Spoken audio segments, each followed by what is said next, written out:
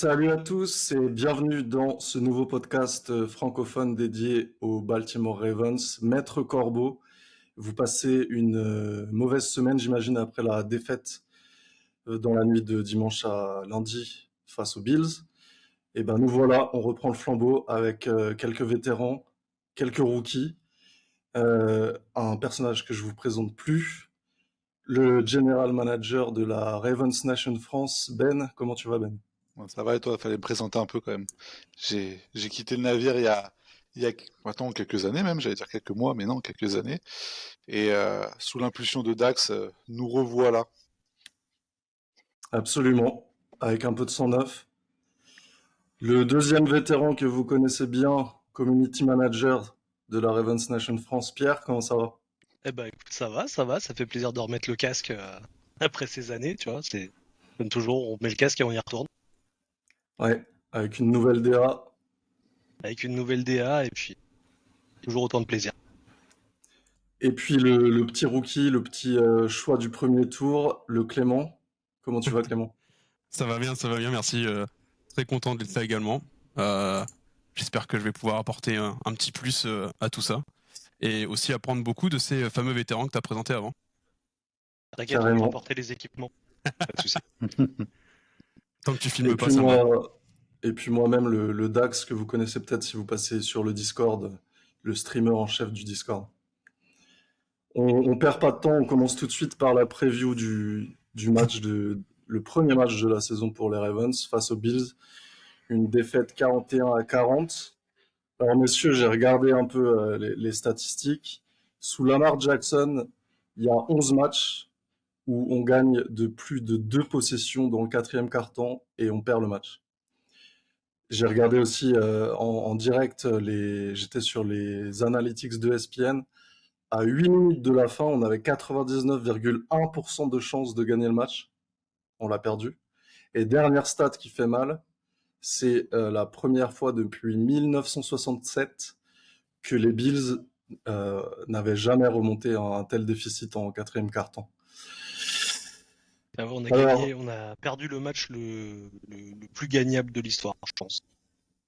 oui, Ah, carrément. Ben, on blâme Alors qui pour cette défaite? cette semaine, j'ai fait vœu de silence. J'ai eu 2 heures de sommeil dans la tronche lundi matin. Le lundi, c'est compliqué. Lundi, quand t'as regardé les Ravens, c'est encore plus compliqué. Lundi, quand t'as regardé Ravens Bills, c'est encore plus compliqué. Donc là, cette semaine, j'ai préféré me taire plutôt que faire une analyse écrite, comme je peux faire habituellement, commenter ou quoi. J'ai dit, je vais garder mon venin. Alors qu'en plus, c'était pas spécialement prévu le podcast, ça s'est fait un peu à la dernière minute, donc c'était même pas pour cracher ce que j'avais à cracher ce soir. Mais là, clairement, premier match de saison, je veux déjà la tête d'Arbo. C'est C'est tôt. le coach à l'ancienne, copain des joueurs qui s'est tenu à le vestiaire. Ça fait plusieurs années qu'on se dit, bon, ouais, mais quand même, Arbo, bilan positif, playoff. Mais clairement, Arbo, je pense que il a le profil de l'éternel loser. Pour ceux qui aiment le rugby, c'est un peu comme Clermont au rugby. C'est-à-dire qu'on va être contender toute notre vie, et sous Arbo, et qu'on n'ira jamais chercher un titre. Et je trouvais que Lamar Jackson sous Greg Roman, il était vachement frustré. Et du coup, sur la soupape d'au-dessus, Arbo, c'est la même chose. Je pense que, alors, il appelle pas les jeux, donc c'est pas lui qui dirige l'offense ou la défense. Déjà, ça pour moi, c'est ni un gourou offensif ni défensif. Donc, j'ai de plus en plus de mal avec ça parce qu'on se rend compte que dans les équipes qui marchent, on a plutôt des mecs qui ont des capacités à diriger au moins une escouade. Et, euh, et là, très clairement, dans le coaching sur ce match-là, c'est terrible. C'est le manque de couilles qu'on peut avoir dès qu'on arrive dans le quatrième quart. T'as l'impression que c'est pas la même équipe. T'as l'impression qu'il fait rentrer l'équipe B, qui dit les gars, démerdez-vous. Bah, on envoie Henry plein fer, plein centre, et Inch'Allah. Donc pour moi, du coaching, c'est pas ça. Quand tu joues un contender, tu sais, qui va être un de tes rivaux de l'AFC en playoff, t'envoies des signaux qui sont hyper mauvais.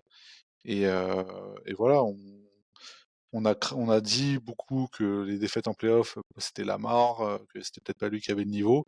Mais très clairement, je pense qu'aujourd'hui, c'est Arbo qui nous flingue le match. Non, bah, Ouais. en plus, tu peux pas. C'est pas la première fois qu'on dit qu'il gère très mal. Enfin, ces fameux tests, red flags, tous ces espèces de time-out qui sortent de nulle part.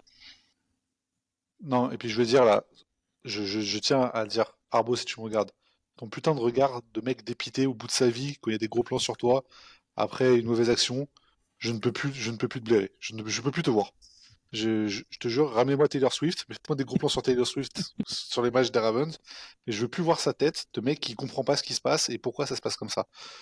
Donc il me sort physiquement par les yeux. Et, euh, et je vois que je suis pas le seul sur les réseaux, ça me rassure parce que je me disais, j'ai une fixette, mais que ce soit côté français, américain, toute la fanbase commence à avoir du mal avec le Harbaugh style. Bah, tout le monde est plutôt d'accord. Ouais, il y a un vide dans son regard à ces moments-là, c'est assez terrifiant. Ouais. Il a un côté Mr Bean dans ces cas-là, un peu. C'est vrai. Vraiment, c'est insupportable.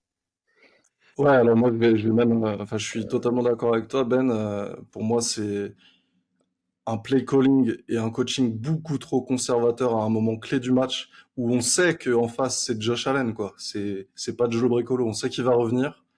On était sur le Discord, on l'anticipait. Hein, je me souviens d'un mec qui disait si je vais dormir maintenant, j'ai 15 minutes de sommeil en plus. On lui a tous dit attends, c'est pas fini. C'est pas fini. Et effectivement, le coaching trop conservateur a fait qu'on s'est fait remonter la gueule. Pierre, est-ce Bah, qu'il y a un autre coupable sur le banc des ouais, accusés? moi j'ai en complément, on va dire, mais pour moi, Zach Orr, alors oui, je sais, c'est un jeune coordinateur pour qui passe ses armes, mais quand t'as ce genre d'équipe, t'as pas le temps de faire tes armes. On n'est pas aux Giants, donc ouais, c'est cadeau. Mais Zach Orr, en fait, le problème, c'est qu'il souffre de la comparaison pour moi avec Monken, qui est très carré dans ce qu'il fait. Zach Orr, j'ai l'impression que le gars, il a un brouillon devant lui, où genre, il a renversé son café sur sa fiche, et il essaie de comprendre ce qu'il lit. Et ces appels, ils sont bizarres. Tu vois souvent que la pastille verte, elle est là, genre, qu'est-ce que je fais? Et quand t'as le mec qui est censé redonner les infos aux autres qui se demandent ce qu'il faut faire, tu sens qu'ils sont pas bien placés. Et encore, heureusement, ils sont en majorité intrinsèquement très bons, donc ça écope un peu le merdier. Mais franchement, et encore, je trouve que en plus cette année, on lui a filé Pagano pour l'aider.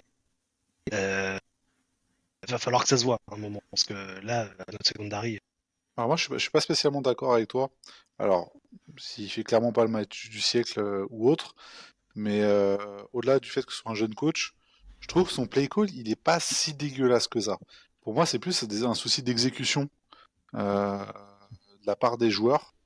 Euh, Moi, j'ai un peu du mal avec le principe là de faire jouer du tout les mecs en pré-saison et, Ouais, euh, carrément. et de faire jouer, tu vois, typiquement un Alexander qui s'est pas entraîné depuis un mois, qui se fait défoncer la gueule tout le match.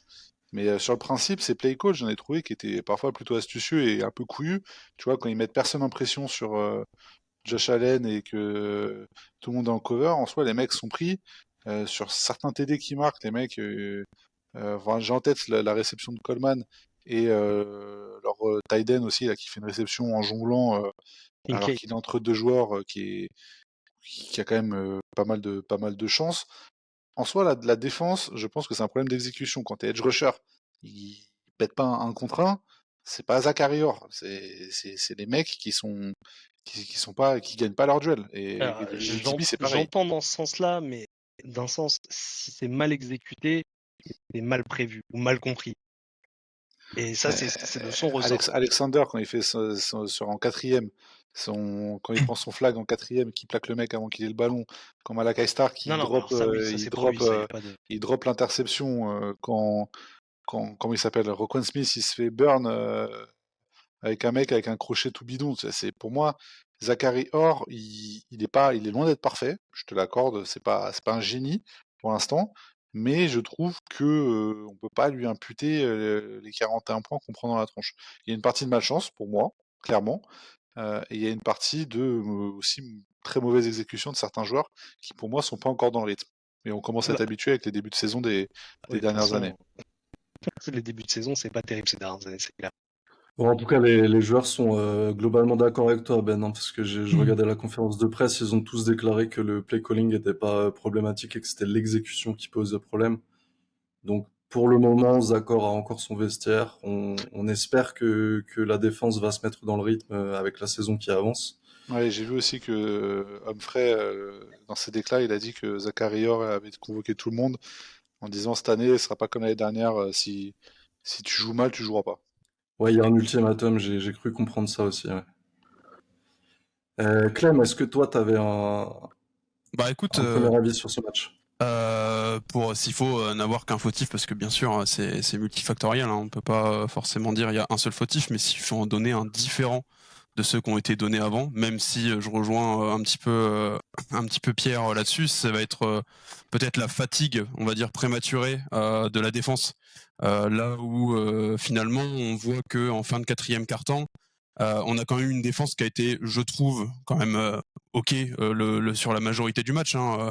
Faut quand même noter que je crois que au début de quatrième quart-temps, ils étaient à 19 ou 25, je me souviens plus. Je crois que au milieu C'était à du 19. ouais. Donc c'était quand même assez raisonnable, je trouve. Et finalement, en fait, même si au quatrième quart-temps, voilà, il y a eu, on en parlera tout à l'heure, mais il y a eu fumble, le coach le catch pardon, vraiment chanceux côté Bills et tout, ça c'est clair, c'est un fait. Mais derrière, je trouve que prendre autant de points en si peu de temps, ça montre quand même qu'il y a peut-être, je sais pas si c'est une préparation physique, une préparation mentale, mais qu'il y a un truc qui a lâché un moment pour qu'on se prenne autant de points en si peu de temps, quoi. Bah, ce que disait Ben tout à l'heure aussi, c'est vrai que ça doit jouer le fait de pas avoir joué ensemble avant. À Ouais, un bien moment sûr. donné, quand tu perds le plan, tu perds le truc et Reste à savoir, Pour moi, voilà. pour moi, la fatigue, ça rentre pas en ligne de compte. On a à tous les postes, on fait de la rotation sur tous les postes. D-line intérieur, les mecs tournent. Edge rusher, les mecs tournent. T'as pas un mec qui fait 80% des snaps d'un match. Linebacker, Roquan Smith a joué pas mal. À côté, c'était Buchanan et comment il s'appelle, Trenton Simpson Trenton qui Simpson. tournait. Les corners, t'avais Wiggins qui était pas là tous les jeux, Awuzie qui était pas là tous les jeux, Alexander qui était pas là tous les jeux. En vrai, on a cette année la chance d'avoir une depth en défense et qui, pour le coup, a été utilisée sur ce match. On n'a pas cramé les mecs. Pour moi, la fatigue, c'est, comme tu disais, je pense que c'est plus dans la tête que dans les jambes. Ouais, Je pense que plus les une mecs, question de gestion de la pression finalement. en fait, enfin, le foot américain, pour ceux qui suivent, ceux qu'on font et autres, tu sais que tout est une question sur ce sport de momentum. C'est-à-dire Ouais, bien sûr. que t'as une notion psychologique qui est beaucoup plus poussée. Alors, ça existe dans tous les sports, mais je trouve que dans ce sport-là, un tournant de match peut te bouffer psychologiquement, même si c'est pas ton escouade qui a merdé, etc. Bien sûr, Ça ouais. peut te tuer l'esprit et sentir le truc arriver. Et encore plus quand tu as un historique de mangeur d'avance comme on Mm. a nous au Ravens. euh, les mecs, ils commencent à rentrer dans leur tête quand ils ont 2-3 TD d'avance et que les mecs reviennent à un TD, 2 TD, là, là, je pense que tout le monde fait caca culotte, Bien et sûr, que ouais. grosso modo, c'est dans la tête qu'ils sont pas sereins parce qu'ils se disent, bah, on a un historique, on va encore continuer la série des avances qu'on mange, quoi. Et Ouais, puis bien sûr. là sur ce match, en plus tu peux le voir le switch de momentum vraiment entre le dunk Ouais, de Luke sur le l'extra poteau. point Ça raté, c'est ouais. le début du truc et le fumble derrière et Ah, ça s'est effondré. le Ça fumble, s'est il coupe les effondré. jambes de tout le monde. Le fumble, Ouais. le type sur Coleman, c'est pareil. Moi, c'était Après, vraiment en le type vrai, sur Coleman, quoi. nous, juste de France, de notre canapé, au Bien sûr, ouais. fumble, on est tous, on est tous déjà pas bien. Alors, nous, on est dans notre canapé à Ouais, des c'est milliers de clair. kilomètres de là-bas. Eux qui sont en uniforme, machin, qui ont 80 000 mecs autour d'eux, je peux te dire que c'est encore autre chose, hein. Ah, La bah, c'est pression clair. est pas la même. C'est clair. Justement, Ben, moi, c'est là où je te rejoins un peu, c'est que le play calling et le coaching très conservateur d'Arbo fait qu'on n'arrive pas à capitaliser sur le momentum au moment où on met des points, en fait. Et on le perd sur des détails, sur un extra point manqué, sur un fumble d'Eric Henry. Mais pour moi, il faudrait pouvoir capitaliser sur ces moments où tout va bien pour tracer, prendre de l'avance et pas se faire remonter, quoi. Oui, mais bien sûr, mais c'est surtout qu'à un Il y moment, avait en 15 points plus, d'avance quand même. ouais, mais à un moment donné, les mecs, ils mettent 9 mètres, quasiment les 11 mecs dans la boîte, parce qu'ils savent qu'on n'a pas les couilles de tenter quoi que ce soit, une play action, un truc. On tente nos vieux jet sweep là, qui sont cramés à 10 000. où c'est genre un peu le jeu exotique des Ravens. On file la balle au La screen. receveur. Mais à un moment, t'es en 2025. Alors dans les années 90, j'entends. Et là, en 2025, il te reste pas, tu cherches pas à atteindre les 2 minutes. T'as 8 ou 9 minutes encore dans le quatrième quart-temps. C'est continue à jouer. Tu fais du run option, tu les ouvres à chaque fois. Dès que tu fais des passes un peu rapides, etc., tu les crèves et fais les payer le fait qu'ils aillent à 8 ou 9 dans la boîte, quoi. Moi, encore une fois, c'est la notion de vouloir fermer boutique. Je comprends, t'as 2 TD d'avance, machin, etc. Tu veux faire courir comme là où il fait le fumble, Henry. En soi, si là il fait les 3 tentatives sans faire le fumble, je comprends. Truc conservateur, etc. Ouais, bien sûr. Mais quand il te reste 8-9 minutes, c'est énorme, et c'est quasiment un carton entier. Et surtout quand tu sais que Josh Allen, il a commencé à te bourrer la gueule déjà depuis la moitié du troisième quart-temps, tu te dis, là, 8 minutes dans le dernier quart, ça va être long quand même, hein. Et là, non, non, course, course, course. Bah, course, 41-40, voilà. Exactement. On va essayer de trouver quelques points positifs quand même, messieurs, avec la section suivante des tops. Il y en a, il y en a, il y en a. Il y en Bien a, il y sûr. en a. Bah tiens, Ben, puisque tu avais la parole, reprends-la pour le premier top. Aucune originalité de ma part, mais je suis toujours fou amoureux de Lamar Jackson. Et on le disait tout à l'heure avant de démarrer l'enregistrement, je sais plus qui disait, mais c'était très très juste. Il rend l'extraordinaire ordinaire. Donc en fait, on s'émerveille plus. On se dit, ah, il fait son match, quoi. Il fait du Lamar. Mais il y a des actions que Personne peut faire ça. même dans Madden, moi, j'arrive pas à les faire. Et Grave. il est capable de convertir des trucs où 99,9% des QB de NFL prennent une charge. Lui, il te convertit ça en first down, voire plus. Encore une fois, par rapport aux 2 autres débuts de saison, je l'ai trouvé moins rouillé, plus en canne, parce Ouais, que c'est vrai complètement que d'accord. les 2-3 dernières saisons, le premier match, tu disais, ouf, tu sens que là, ça c'est un petit moment qu'il n'avait pas fait un vrai match. Là, je l'ai trouvé plutôt en jambes, bonne prise de décision. La Il a perdu connexion un avec peu de Zef, poids aussi. il reste sur un poids, on va dire, proche de son arrivée en NFL, où il était assez électrique, et du coup, je pense que c'est. J'avoue que je m'étais trompé à l'époque, j'étais plutôt content qu'il prenne du muscle. Je l'avais dit parce que je pensais que ça allait permettre de durer en NFL, mais ce mec a une intelligence de jeu qui fait qu'il ne prend pas énormément de coups Ouais. quand il court. Il a cette intelligence d'éviter des boîtes qu'un Mahomes ou un Josh Allen ont peut-être moins. Sa connexion avec Zay Flower, elle est extraordinaire. Elle continue à être aussi intéressante. Je sais plus qui, j'ai vu un podcast, je crois que c'est dans le top 100. Il y a un mec, c'est Winston, je crois, qui a fait une comparaison et que j'ai trop kiffé. C'est Lamar Jackson, Derek Henry, il dit c'est Kobe Bryant, Shaquille O'Neal à C'est ça. l'époque Lakers. Et c'est vraiment ça. Lamar Jackson, je trouve qu'il a le vrai instinct tueur. Là, Joey Bosa, t'as l'impression qu'il avait 70 ans quand il était sur Red Option. C'était affolant. Moi, je pense que Lamar Jackson va encore faire une saison énormissime. Et c'est un vrai bon vin, Lamar Jackson. Il se bonifie avec le temps, malgré un jeu qui s'y prêtait pas initialement quand on le voyait. Mais là, il arrive à 28 piges et je pense qu'on a encore 3-4 ans de niveau, d'un niveau élite. Et j'adore voir ce joueur. Alors, autant Arbo, ça me fend le cœur quand je dors 2 heures. Autant Lamar Jackson, ça me gêne pas de me coucher tard pour regarder ce genre de mec. Ouais, il a le meilleur rating de la ligue hein, sur la première semaine, 144. Premier quarterback. Mais bon, pour Pierre, certains, c'est pas un quarterback, c'est un Mérité. running back. On le rappellera jamais assez. Pierre, ton top? Eh ben, moi, ça va se passer de l'autre côté, même si j'adore Lamar, évidemment, et enfin, juste, c'est du bonbon pour les yeux à regarder. Mais moi, ceux qui nous connaissaient déjà un petit peu avant savent que j'aime les mecs qui mettent des tartes dans la gueule, et j'adore, et j'ai adoré vraiment sur ce match, mais je le vois jouer, j'adore. Kyle Hamilton. Kyle Hamilton qui est encore toujours là pour arrêter le mec qui sort du lot, pour venir faire chier, et genre, passe deflect, désolé, j'ai pas le mot français, mais déflexion de passe peut-être. Mais Ça fait mieux en anglais, vas-y, t'inquiète. il Passe est contesté. passe contesté, mettons. Mais il est partout, le gars, il est doux sur le terrain à lui tout seul. Ah, il était colère sur le match en plus. Hein. Dès les premières actions, Ouais. Bah, Je il met pense un qu'il... bloc à un moment sur c'est quoi? C'est Kincaid qui vient Keblo qui fait balancer c'est un fort fumble mais qui l'envoie en touche la balle. Je crois que c'était Kincaid, mais il l'a coupé en deux. Vraiment, le gars est arrivé à un mur. Ah, je pense qu'il Et l'avait pas nourri pendant 2-3 jours avant le ah match. ouais, non, mais c'est vraiment ça, quoi. C'est les gars, ils lui ont dit que toute l'équipe adverse avait insulté sa mère. Enfin, c'était vraiment, il était vénère et il a une vision de jeu. Il a en plus cette capacité, cette versatilité à aller avec ses gros de devant, à revenir derrière. Et je pense que l'ajout de Malakai Stark va en plus lui libérer vraiment de l'espace une fois qu'on aura équilibré les problèmes de cornerback, on va dire. Enfin, juste, je kiffe ce joueur et bah, là, PFF va dans mon sens cette semaine, parce que c'est, je crois, 93,7 la note. Je pense Alors, que ça reste. je profite de cet instant bourrinage pour dénoncer une escroquerie qui a trop duré depuis 2 ans.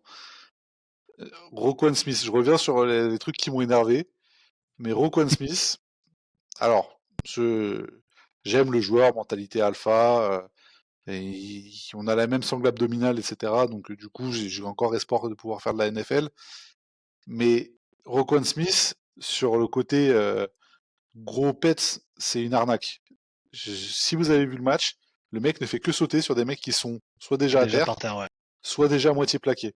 C'est-à-dire que je ne l'ai pas vu une fois mettre un pétard comme a pu mettre Hamilton maintes et maintes fois sur le match, sur des mecs lancés ou sur des mecs où il les stoppe de manière brutale.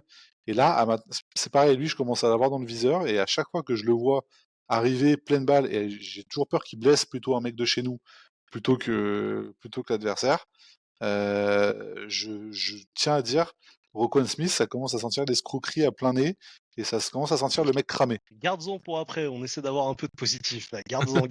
Ouais, mais là, tu m'as chauffé. J'ai eu en tête les 2-3 pétards d'Hamilton, et du coup, Ah, mais c'était le moment t'inquiète. poétique à placer. Il y a la haine qui est remontée d'un coup là. Ouais, il a une petite montée d'Hamilton, là.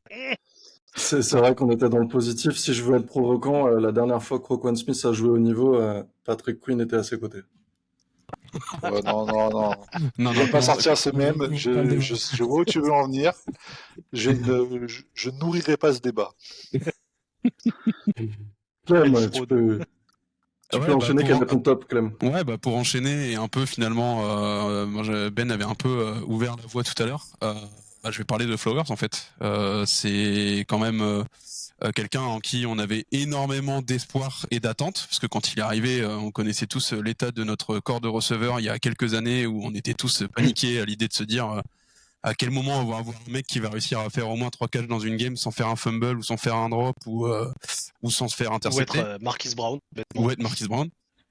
Et là, on a Flowers qui débarque, et franchement, quand je l'ai regardé jouer dimanche soir, enfin pour moi c'était lundi matin, et j'étais bien content de pas avoir veillé jusqu'à 4 heures quand j'ai vu le score. Voilà, c'est 143 yards. Donc 7 réceptions, 143 yards. Leader Bah, de la NFL. ouais, c'est leader de la NFL C'est là, pas sur le souvent, premier hein. match. Franchement, qu'est-ce que tu veux dire de plus? C'est un petit jeune, il fait pas de vagues, il est toujours super motivé. C'est un mec qui a toujours le sourire quand tu le vois sur le terrain, même sur le bord. Et finalement, Il quand tu le vois, chambre. ouais, il chambre, mais bien sûr. Mais ça, Il après, chambre. Et ça, on en aime beaucoup ça. NFL, si tu On chambres aime. pas, tu t'en sors pas. Ah, Ah, si t'es mais... receveur et que tu chambres pas, c'est que t'as raté quelque chose. Ah C'est ouais, que bien sûr. ah, mais lui, il sait faire. Ah, il sait faire. Il sait faire, mais tu vois que c'est quand même bon enfant. Tu vois qu'il il est Oui, quand même bien sûr. très bon enfant. Et finalement, en fait, il est bon enfant, mais une fois qu'il est sur le terrain, voilà, il te fait des 150 yards dans cette réception. Qu'est-ce que tu veux dire de plus? Heureusement qu'il est là, quoi. Parce qu'en plus, avec un DeAndre Hopkins qui a été ajouté, tu peux te dire, ouais, il va peut-être prendre la pression, peut-être qu'il va peut-être avoir moins de touch ou quoi que ce soit. Finalement, non. Il est toujours là, il est solide, et tu peux toujours autant compter sur lui, donc rien à dire là-dessus, quoi. Ouais, 100% d'accord. Moi, je vais terminer par un flop que vous avez pas mentionné, qui est pour moi le plus évident, mais en fait, c'est pareil que Lamar, on s'y habitue tellement Tu veux dire qu'on un n'y top? pense plus. Tu veux dire un Ouais. top? T'as dit un flop? Ah oui, oui, un top, évidemment, un top. Le King Henry, Ouais, bien sûr. le King Évidemment. Henry qui a dépassé la trentaine depuis quelques mois, Ah, peut-être il il a est 31 vieux. ans, je crois. Sale vieux. Et oui. Et là, qu'est-ce qui nous a régalé tout le long du match? Alors, mis à part le fumble dont on va pas parler, mais moi, je trouve le duo Lamar-Henry incroyable, quoi. C'est un cheat code. Tu surveilles l'un, c'est l'autre qui passe. Tu surveilles l'autre, c'est l'un qui court. Enfin, c'est incroyable. Je Ouais, ne développe pas ce match, je peux pas le mettre dans le top. Pour moi, à titre personnel. à cause du fumble. Bah oui, comme on disait tout à l'heure, le momentum, c'est lui qui c'est lui qui te le flingue complet. Alors, c'est hyper cruel pour lui parce que à côté de ça, il fait un match extraordinaire Ouais. et putain, les premières percées, je me dis, voilà, ça y est, c'est le retour de la NFL, ça fait plaisir. Voilà.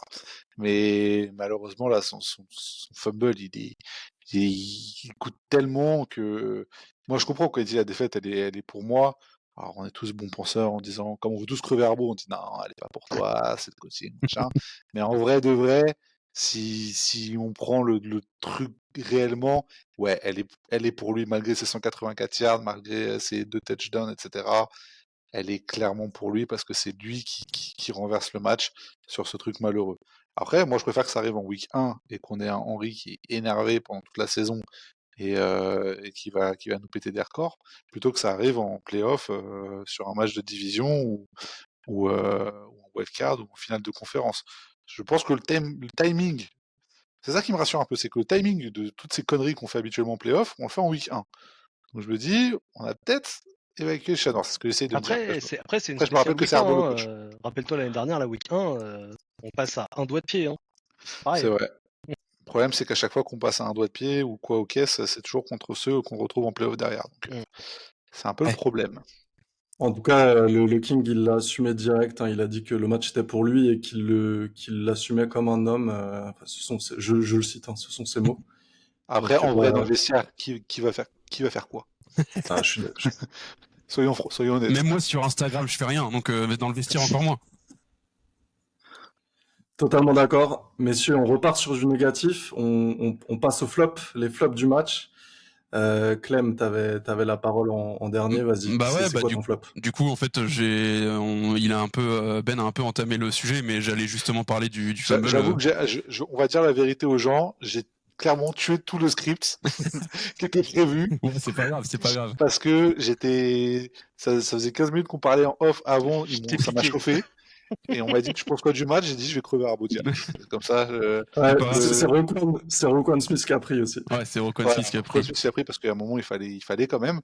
Mais ça fait 3-4 ans qu'on n'a pas fait de podcast. Je voulais crever tout de suite pour marquer mon territoire, voilà, et que les choses soient claires. Et Montrer au du rookie c'est coup, qui j'ai tué papa. le script. Donc en vrai, normalement, on devait débriefer le match et faire les flops après. Et on a tous fait les flops, ils m'ont suivi parce que c'est en bon soldat, ils ont suivi ma connerie. Mais que du coup, le script en soi est mort. Donc les Ça flops, rajoute on les a tous à peu près abordés. l'authenticité. C'est pas grave. Ça C'est fait pas un peu grave, d'authenticité. En route. Mais ouais, du coup, Et ça pour montre qu'on parler, était en colère sur ce match. oui, c'est vrai. Mais pour parler du flop, du coup, bah, je renchaîne là-dessus. On a déjà parlé du fumble, je vais pas en parler 3 plombes. Bien sûr, c'est l'un des plus gros flops du match. Hein. Ça a quand même pas mal mis un coup au moral, que ce soit aux joueurs et même de toute façon, vous qui l'aviez regardé, ceux qui l'ont regardé en live, j'ai regardé ensuite sur le Discord les commentaires et je voyais très bien le moment où le fumble est arrivé parce que tu voyais tout le monde était dépité par ce qui s'était passé. Et d'un autre côté, en fait, ce qui m'embête un peu, c'est que c'est là où je suis pas d'accord avec ce que Ben a dit tout à l'heure, c'est que quand on dit la défaite, elle est pour lui, je suis moins d'accord. La défaite, on l'a dit, elle est sur Arbo.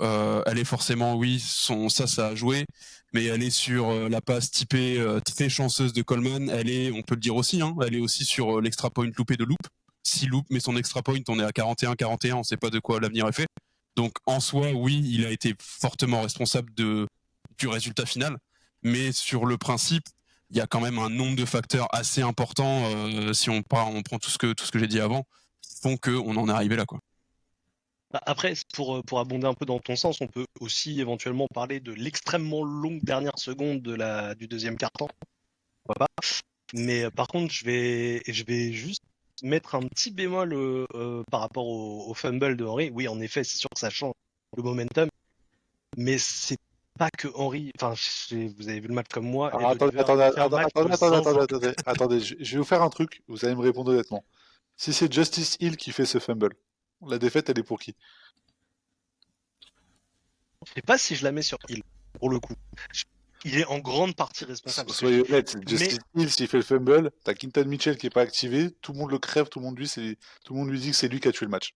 Ouais, mais ce qui est difficile, c'est que si Justice Hill fait le match qu'a fait Derrick Henry, Oui, Ouais, tu il y lui a aussi ça à reproches prendre en compte, c'est dans ce vrai. difficilement sens-là aussi, ce c'est fumble. compliqué.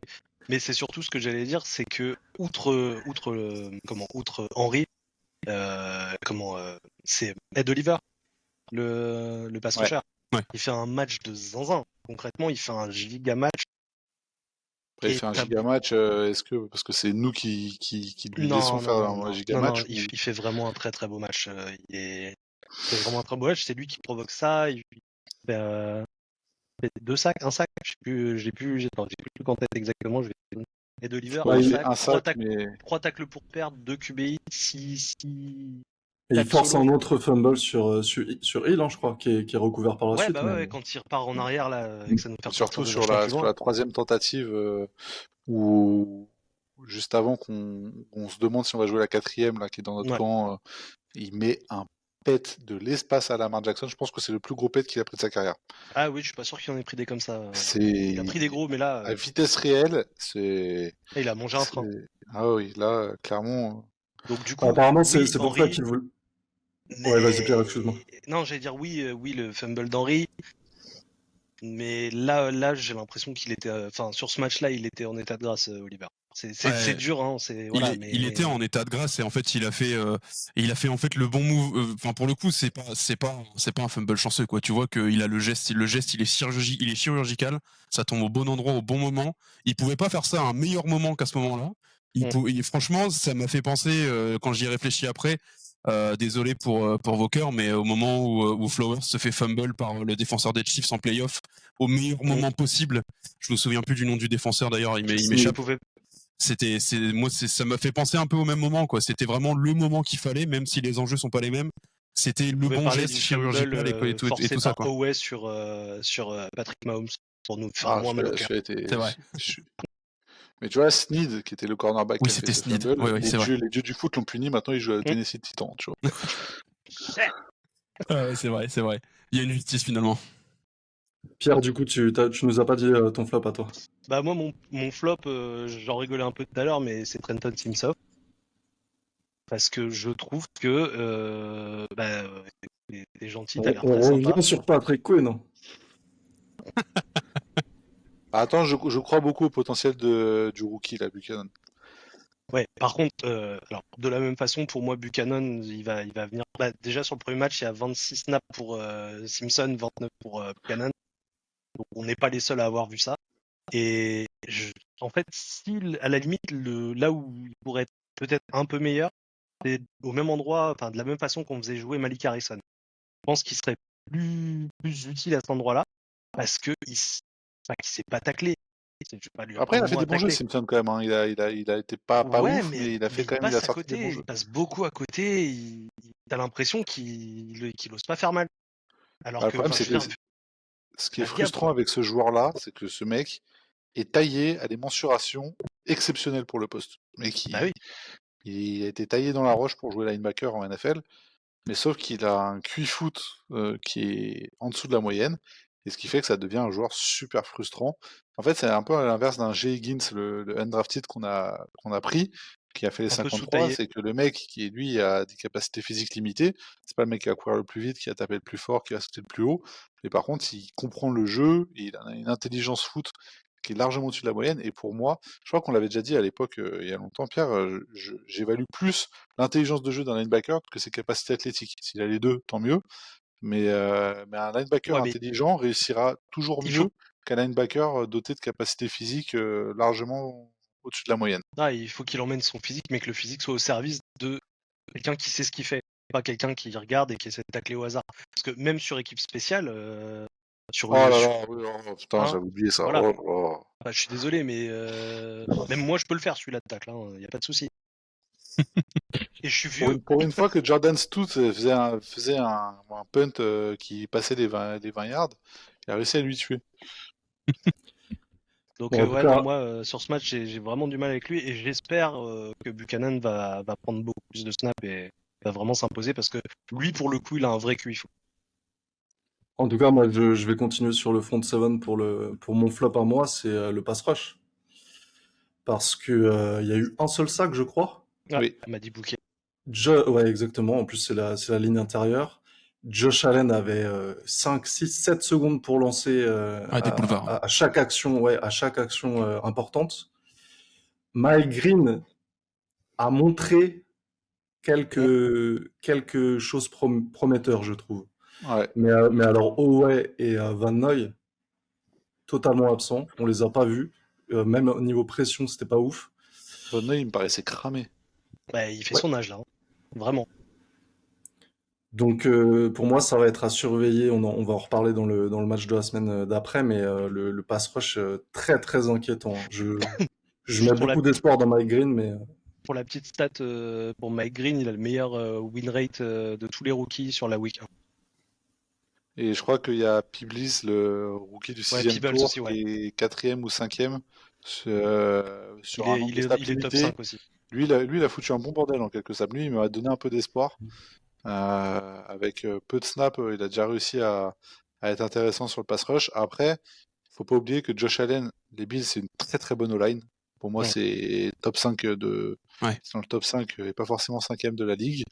Que Josh Allen, c'est quelqu'un qui est très compliqué à défendre du fait qu'il est en capacité de courir. Il est hyper L'année mobile. dernière, il a pris que 14 sacs. Même pas un sac par match en moyenne. Donc c'est voilà, je pense que le vrai test ce sera cette semaine contre les Browns pour voir si on a un pass rush qui est. Parce que je pense que l'idée c'était pas forcément d'aller chercher des sacs, mais de réussir à le contenir. Je pense que le game plan il était plutôt orienté comme ça. Tu vois, il y a même des situations où on n'envoyait que deux mecs et tout le monde en cover derrière. Donc je suis ouais, là j'ai pas regardé le taux de blitz sur le match, mais il doit pas être très élevé, je pense, hein. Il est Non, assez non, bas. Je crois qu'il est en dessous déjà de on a 40%. déjà on a fait la même compo tout le quatrième quart-temps, donc Ouais. déjà là t'avais pas de blitz. Et je pense que là avec un Joe Flacco qui est déjà de base pas très mobile, mais là l'âge avançant encore moins, et une O-line des Browns qui est pas flamboyante, c'est là où on va pouvoir évaluer vraiment ce Ouais. que vaut notre pass rush. Complètement d'accord. On continue avec la section suivante, le play of the game, l'action du match. Une action à retenir. On n'y passe pas trop longtemps, mais je vais commencer. Pour moi, il y a une action où je pense que c'est la seule action du match où j'ai hurlé, j'ai sauté sur mon canapé.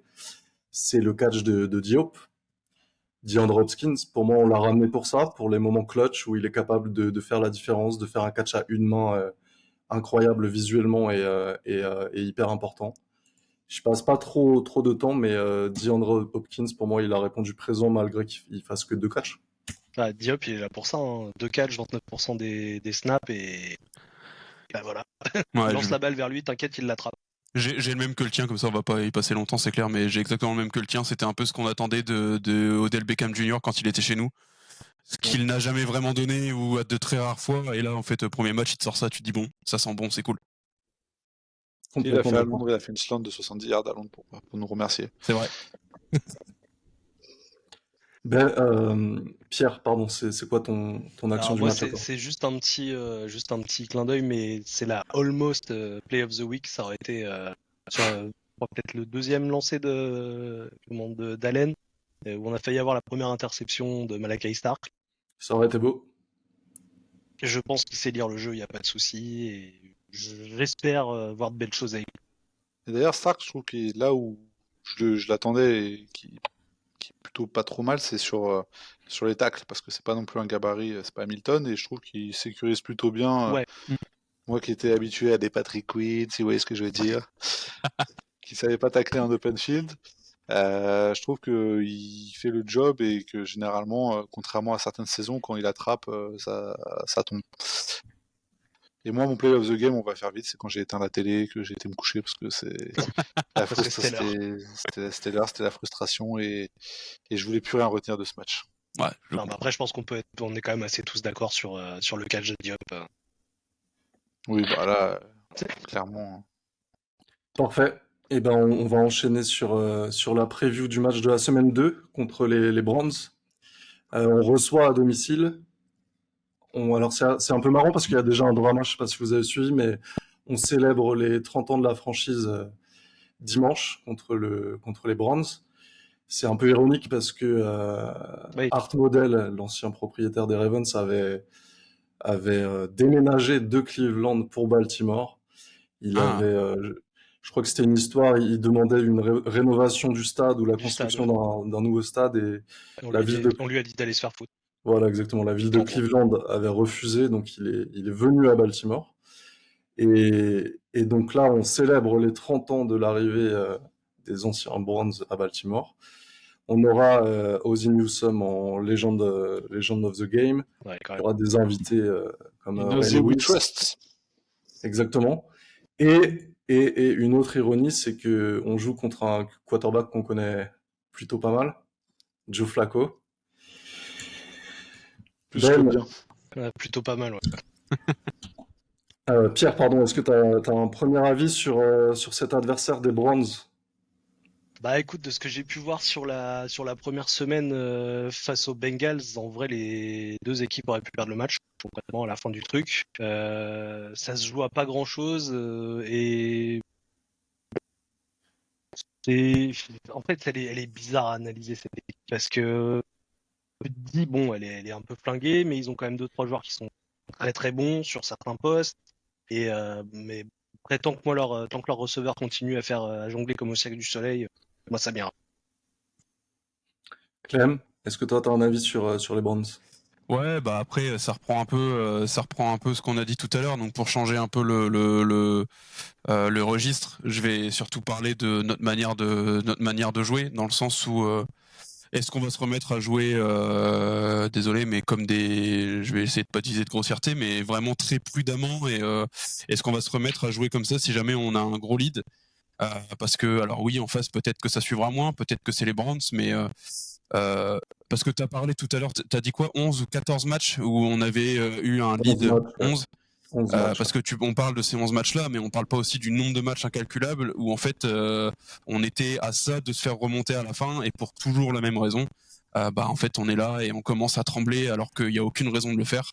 On a un game plan qui est bon et on a des joueurs qui en veulent et finalement c'est comme si on leur mettait le collier, on leur mettait la laisse et on leur disait maintenant vous vous calmez, faut pas en faire trop et faut pas qu'on fasse ça quoi. Donc j'aimerais bien voir un match où du début à la fin on laisse les joueurs s'exprimer et qu'on les limite pas par un coaching staff qui est beaucoup trop limitant et beaucoup trop on va dire peut-être puritain, je sais pas si c'est le mot, mais je pense que vous voyez ce que je veux dire quoi. Ouais, en plus il y a quelque chose dont t'as pas parlé, mais c'est un match de division et En on plus sait ouais c'est que vrai. chaque année on en lâche un Bah, minimum contre les l'année Browns, dernière, c'est contre eux. Hein. Bien sûr. exactement, On parlait de aussi nul pression, soit-il. on parlait de pression tout à l'heure, c'est typiquement ça, la pression du match de division. Déjà d'entrée, ils en auront déjà un peu plus qu'un match classique. Du coup, qu'est-ce qu'on attend de ce match, Ah, Ben? moi, je vais pas prendre de pincettes, hein, je vais vous dire, hein. Les Browns ils sont éclatés au sol. J'ai vu 10 minutes de match contre les Bengals. J'ai l'impression que je voulais plus revoir de foot. Les Bengals, ils sont nuls. Et les Browns, ils sont encore plus nuls. Les Browns, il y a rien. Il y a Myles Garrett, j'ai de la peine pour lui à faire une carrière là-bas. C'est un des meilleurs edge rushers de l'histoire. Il va être dans enfin, dans la pire équipe de l'histoire de la NFL toute sa putain de vie. Et franchement, les Browns, c'est nul. Ils ont une O-line, elle est médiocre. Ils ont un QB, il est cramé. Ils ont des running backs, c'est des rookies. Ils ont des receveurs, ils se prennent pour des stars. Jared Jeudy, il a rien fait de sa carrière. Ils ont Myles Garrett en défense, il est solide. Ils avaient un bon linebacker, il est pété fin de carrière. Ils ont des DB ils sont pas trop mal pour le coup. Ils ont deux bons corners. Mais j'ai jamais compris. Enfin, si ça. En fait, les Browns et les Bengals, pour moi, c'est la même chose. J'ai jamais compris ces deux équipes qui sont nulles, mais vraiment, c'est des losers de la NFL et qui ont autant de bouches depuis des années. C'est. T'as rien gagné, t'as rien prouvé, c'est même parce que nous on n'a rien gagné. Donc, mais on peut parler parce qu'on a quand même une équipe qui va en playoff, qui est compétitive, qui est bien vue. Eux, ils sont nuls. Et là, ce match-là, on va même pas pouvoir le prendre en référence. Ça va être un match pour nous donner confiance un peu dans tous les secteurs de jeu, mais on va les grailler complet. On pourra ressortir cette vidéo si jamais on flop. Mais pour moi, ce match-là, ça va être un carnage du début à la fin. Je pense que Flacco, il va manger sévère, malgré que j'apprécie ce qu'il a pu faire pour nous, et je pense que Lamar Jackson va s'amuser très fortement. À partir de quel score t'es déçu, Ben? En dessous, allez, on va dire ouais, en dessous de 2 TD d'écart, pour moi, c'est pas une belle victoire. Ok. Ok. Pierre, est-ce que toi, qu'est-ce que t'attends des Ravens et est-ce que t'as Alors, salut les supporters des Browns.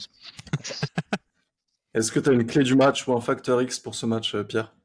Bah, un facteur X, je rejoins quand même Ben sur le fait que l'équipe est éclatée, hein, ça, y a pas de doute là-dessus. Mais un facteur X, en fait, ce que je voudrais juste éviter, c'est que Myles Garrett passe mal à la marque. Ça, c'est vraiment le truc qui pourrait nous foutre dans la merde. Parce que Ça on va ça toucher serait du bien bois, que ça fait Ricard 20 il ans soit de retour. que. Ça serait bien que Ricard soit de retour. Ouais, ouais. Même Ouais, c'est si, vrai. et ça c'était moi un petit clin d'œil que j'ai oublié de faire tout à l'heure, mais Zaire Mitchell, Padden Mitchell a très très bien fait le boulot en semaine 1 à la place de Ricard. Mais ouais, non, là il va falloir protéger Lamar comme il faut parce que l'autre en face c'est un monstre et qu'il n'a qu'une envie, c'est de grailler Lamar. Donc pour moi c'est s'il y a un facteur danger, facteur X, pour moi c'est lui, Pierre Garrett. Il y a plus personne de l'autre côté. Parce qu'avant il y avait Zadarius Smith. Non, il est parti il est parti il y a une semaine, je sais plus trop où il Mais est. Zadarius Smith il a pas été remplacé. Ils ont pas un gros edge rusher à l'opposé. Non. Du coup tu peux faire un gameplay assez orienté. Ah bah tu vises à droite. Clem, est-ce que toi, t'as une clé du match, un facteur X? Qu'est-ce que t'attends contre les Browns? Ouais, bah la clé du match, ça va un peu avec le taunt de jeudi là récemment. Ça va être de les contenir parce que oui, comme disait Ben tout à l'heure, c'est pas de receveur star, c'est pas, c'est clair que jeudi en soi sur le principe, c'est un receveur mythe quoi. Quand il était au C'est un Broncos, très bon receveur 2. C'est un très bon oui voilà. receveur 2. Mais quand il était au Broncos, je crois qu'il a été quand même wide receiver numéro 1 au Broncos parce qu'il n'y avait pas mieux. Et il était bon sans être extraordinaire. Donc je sais que c'est toujours le genre de joueur où finalement, selon le coaching staff, tu peux très vite te dire bon, c'est pas une énorme menace et que finalement ils te mettent un ou deux plays dans le pif et que tu te dises bon, finalement j'ai peut-être sous-estimé. Pareil pour Njoku où Njoku il peut être clutch sur certains moments. C'est surtout ça je pense le facteur X, c'est que c'est des receveurs Njoku c'est un Titan, mais les deux ça va être des gens qui vont être assez mid mais qui peuvent être sous-estimés facilement finalement. Ouais, je me méfierais plus d'Njoku que de Judy pour le coup. Ouais, Judy, je me réfère à ma bible des receveurs qui est Steve Smith, qui lui a craché littéralement à la gueule. À partir du moment où t'es pas validé par Steve Smith, je ne te considère pas. non, mais moi je suis assez d'accord, hein, le duo Flacco-Njoku me fait un peu peur. Il y a des PTSD de. C'était non, Il y a 2 ans. pas la saison dernière, mais il y a 2 ans, ouais, où on avait pris pas mal de yards de la part de ce duo-là. Donc, à voir. Ouais, mais les gars, si on commence à avoir peur du duo Flacco-Njoku, faut qu'on arrête, faut qu'on change de sport. On va les suivre, on va aller regarder le Quidditch et on arrête. D'ailleurs, juste comme ça, il leur reste combien de QB au Browns?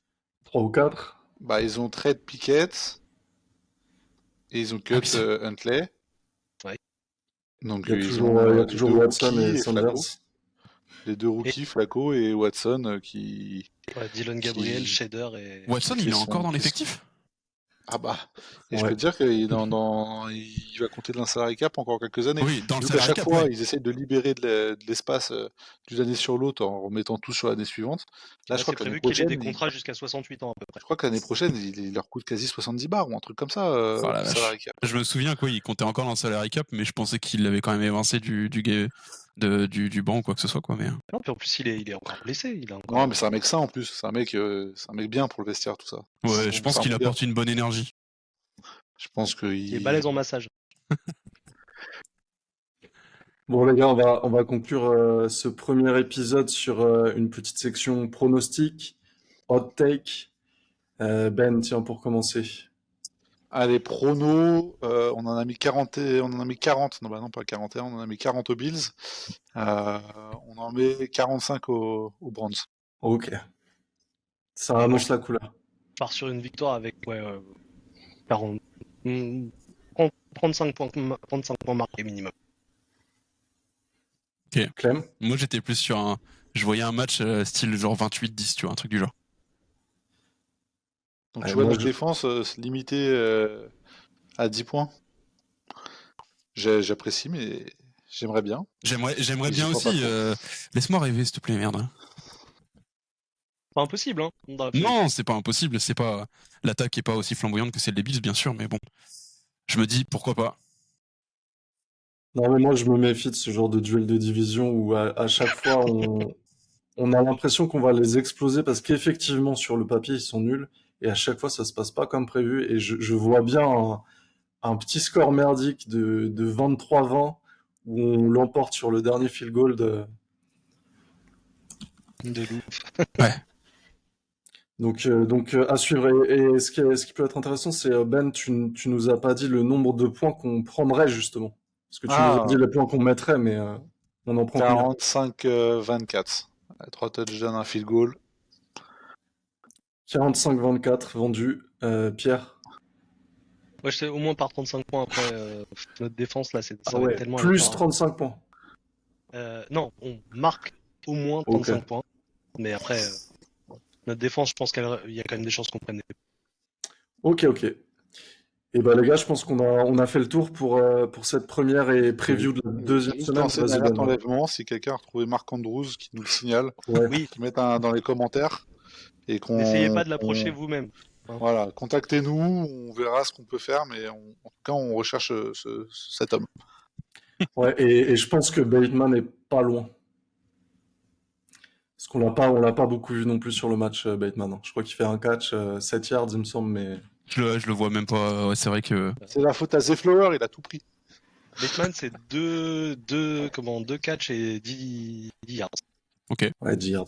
un first down. Et j'ai pas suivi, est-ce qu'on a des nouvelles de Likely? C'est vrai ça. Likely, il s'entraînait. Il s'est entraîné sur un autre terrain. Il n'a pas fait entraînement collectif, mais il était en pad.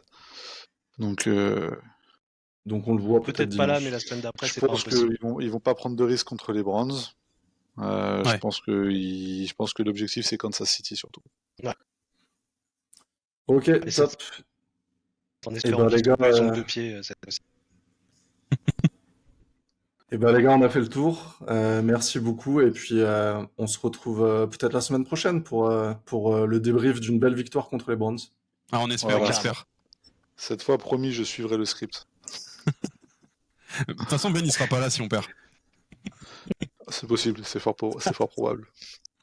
Moi, je suis fan de l'impro de Lamar, donc je te l'accorde aussi, Ben. Et n'hésitez pas tous à rejoindre la chaîne qui, du coup, aura quelques jours seulement. Essayez de les partager sur les réseaux, sur les gens qui peuvent être Ouais. intéressés par notre contenu. La commune Poste française, bleu. généralement, elle est plutôt bienveillante, donc n'hésitez pas à balancer sur les différents groupes que vous connaissez. Si vous connaissez des gens aux Browns, n'hésitez pas à leur partager les vidéos, évidemment. Voilà, ou juste leur faire un clip, même ça peut les Voilà. intéresser sur nos avis sur leur équipe. Et voilà, en tout cas, on espère qu'on retrouvera la même communauté qu'on avait sur l'ancienne chaîne qu'on avait avant, parce qu'on c'était toujours cool d'avoir vos retours qui étaient très largement positifs. Et on espère que le nouveau format vous aura convaincu, vous aura plu, vous aura donné envie de retrouver. Généralement, d'expérience, les podcasts de défaite marchent mieux que les podcasts de victoire. Oui. Les gens préfèrent avoir du sang et de la violence plutôt que des gens qui s'extasient. Ouais, il y a un côté thérapeutique. J'ai C'est ça, c'est l'impression. cathartique. Viens partager ta douleur. Allez, bah, ce sera le mot de la fin. Merci les gars, et puis à la semaine prochaine. À la prochaine, merci. À la semaine prochaine. À bientôt. Allez, ciao.